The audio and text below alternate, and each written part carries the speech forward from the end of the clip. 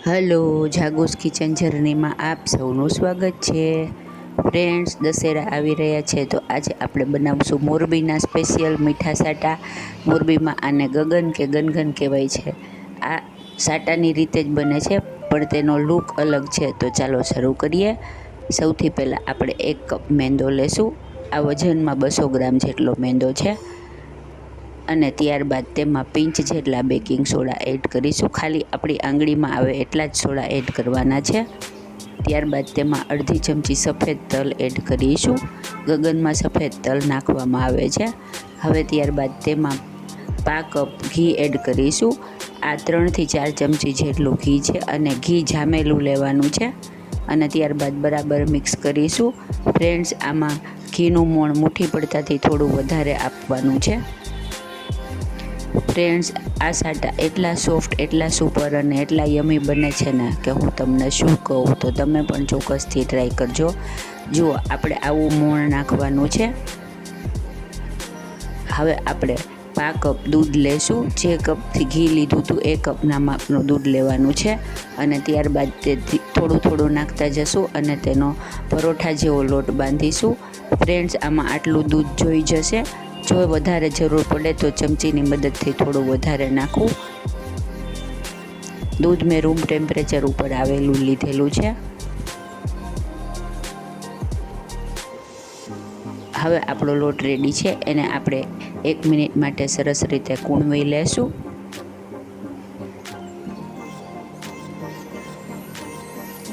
જુઓ, આપણને લોટની આવી કન્સિસ્ટન્સી જોશે. હવે લોટના આપણે 2 ભાગ કરી લેશું અને પાટલા ઉપર લઈ અને તેનો એક ભાગ લઈ અને રોલ વાળીશું. ફ્રેન્ડ્સ, જો તમે મારી ચેનલ પર નવા હો તો મારી ચેનલને સબસ્ક્રાઈબ જરૂરથી કરજો અને બાજુમાં રહેલ ઘંટડી દબાવી દેજો, જેથી મારી નવી રેસીપીનું નોટિફિકેશન સૌથી પહેલાં તમને મળે. આવી રીતે હાથેથી ફેરવતા જશું અને રોલ વાળતા જશું. એકદમ સ્મૂધ લોટ કરી નાખવાનો છે અને ત્યારબાદ તેનો રોલ વાળવાનો છે. જો આવી રીતે હાથેથી કરશું એટલે રોલ મોટો થતો જશે અને પતલો થતો જશે. ફ્રેન્ડ્સ, તમે રાઉન્ડ શેપના લોટના લુવા કરી તેવા સાટા પણ કરી શકો છો, પણ મોરબીમાં સ્પેશિયલી આવા ગગન મળે છે, એટલે કે આવા સિલિન્ડર ટાઈપના સાટા મળે છે. તો આપણે આજે એ બનાવેલા છે. જુઓ, આમાંથી આપણા 2 રોલ રેડી થઈ ગયા છે. હવે આપણે તેને છરીની મદદથી 1.5 થી 2 ઇંચ જેટલા એવડા માપના પીસ કરી લેશું. ફ્રેન્ડ્સ, આવી રીતે પીસ કરવાથી એક સરખા માપના ગગન બને છે.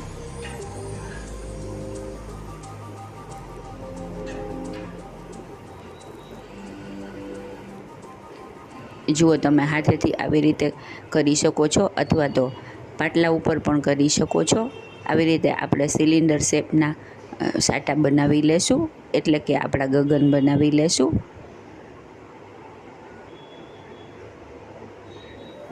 જુઓ, આપણો ગગન રેડી થઈ ગયા છે. હવે આવી રીતે પણ બનાવી શકાય. પાટલા ઉપર તમે તેને આવી રીતે ફેરવતા જશો એટલે એકદમ સરસ શેપ આવી જશે. બધા ગગનને આવી રીતે રેડી કરી લેવાના છે.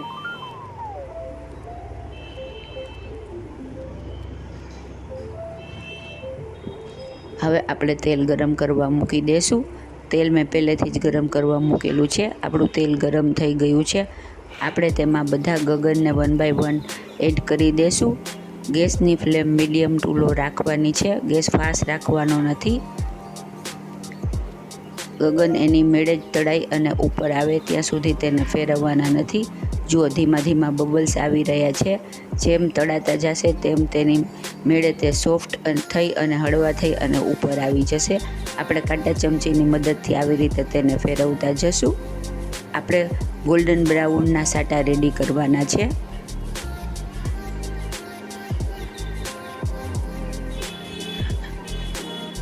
જુઓ, ધીમે ધીમે આપણા સાટા તળાઈ જવા આવ્યા છે. આ ધીમા ગેસે કરવાનું છે. આમાં ગેસ ફાસ્ટ કરવાનો નથી, નહીંતર ઉપરથી બ્રાઉન થઈ જશે અને અંદરથી આપણા સાટા કાચા રહી જશે.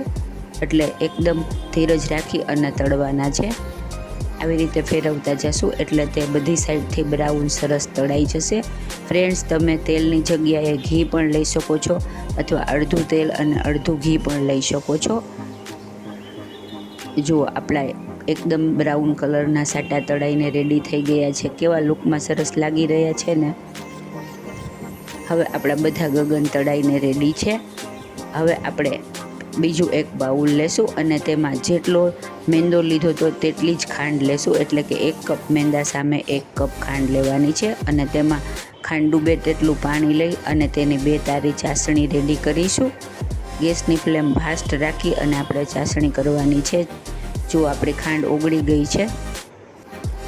ફ્રેન્ડ્સ, ચાસણી માટે નોનસ્ટિક વાસણ ન લેવું, સ્ટીલનું અથવા લોયું હોય અથવા તો એલ્યુમિનિયમના લોયામાં ચાસણી કરવી. જો આપણી ચાસણી હવે ઓલમોસ્ટ રેડી થવા આવી છે.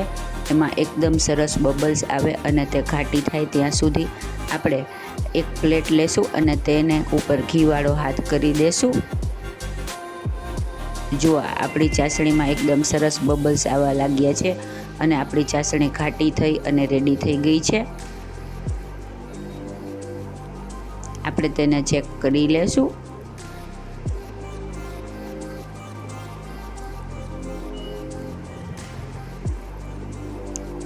બે તાર થાય અથવા તો આવી રીતે એકદમ બબલ્સ આવવા લાગે અને ઘાટી થાય, તમે ચમચાથી લઈ અને તેને નીચે પાડો ને તો ડ્રોપિંગ કન્સિસ્ટન્સી જેવી થાય ત્યાં સુધી ચાસણી કરવાની છે. હવે આપણે ગેસ બંધ કરી દેશું અને ત્યારબાદ આપણે બધા સાટાને ચાસણીમાં આવી રીતે 2 મિનિટ સુધી ડીપ કરી લેશું. આ ફટાફટ કરવાનું છે કેમ કે નહીંતર તમારી ચાસણી ઘાટી થવા લાગશે તો તમે બધા ગગનને આવી રીતે સરસ ડીપ નહીં કરી શકો. બધા નાખતા જવાનું અને તેની ઉપર 2-3 વાર આવી રીતે ચમચીની મદદથી ચાસણી પોર કરવાની છે જેથી તેમાં સરસ સ્વીટનેસ આવી જાય.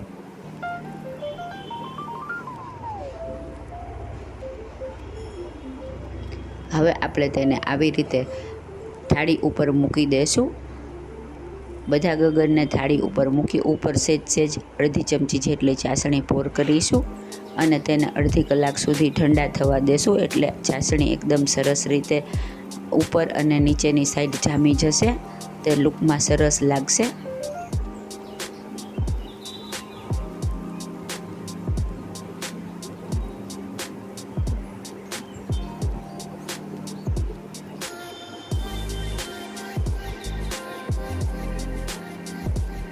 હવે આપણી સાટા અડધી કલાક પછી ઠંડા થઈ અને જુઓ સરસ રેડી છે. નીચે ચાસણીનું લેયર અને ઉપર પણ ચાસણીનું લેયર સરસ થઈ ગયું છે. આપણે તેને એક સર્વિંગ પ્લેટમાં લઈ લઈશું.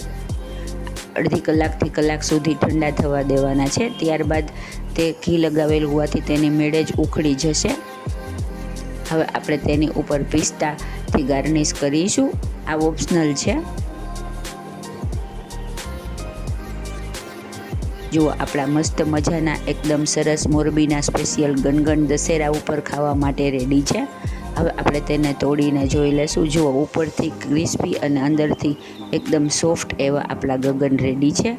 ફ્રેન્ડ્સ, જો તમને મારી રેસીપી પસંદ આવી હોય તો મારી ચેનલને લાઇક, શેર અને સબસ્ક્રાઈબ જરૂરથી કરજો. ધન્યવાદ.